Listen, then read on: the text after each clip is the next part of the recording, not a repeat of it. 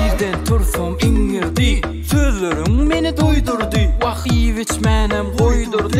Besedayda getirip beriyene aylığımı. Sanap doymadın baylığımı. Gözüm doymadı ingirdi. Kavşar ya men dedin zalimmi. Men yadadım senin, sen ingirdiğinden. Yadadım senin, sekser yadadım.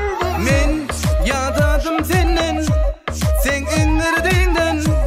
Yadadım senin, sekser yadadım.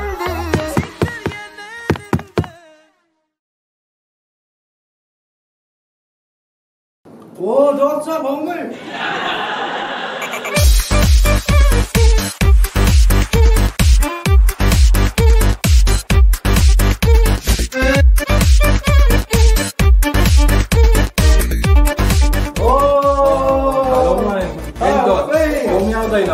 Yağdayla oğullar öýçler bar boldy.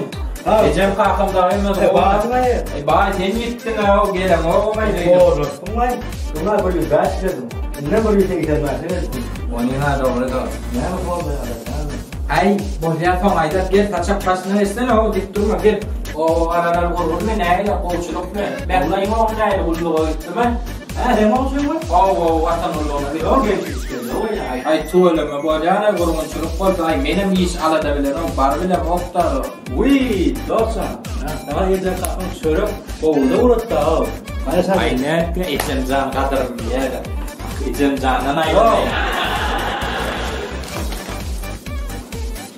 Ne dostum? Tamam dostum. Ejem candan öýleýin. Ejem can kadırım ýerde. O wamny gelýärdi. O wamny adyma düşdi. Aklaydı. Kesin burası. Vallahi ya, görüyorum aklıyorum. Alo. Mana da. Geldim. Emre. Emre de kalamay. Para babu oğlum kalamaydı. Buna bir araya bolken, hariçanlar bolken. Hakam canım, ecem canım diýenmeden bolsam, şu sadak gaýçyň alan bolsam. Jonyar öýýän sadak gaýçyň owadynmy? Wah, hala şanynym diýip, şunu hala söýüp aldym. Ýöne, onu men okuwda bile okanja kursaş gydym diýip hala aldym. Ay borlay.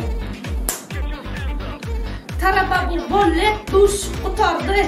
Rakkaşlar yumuştur öyle tehditleştir.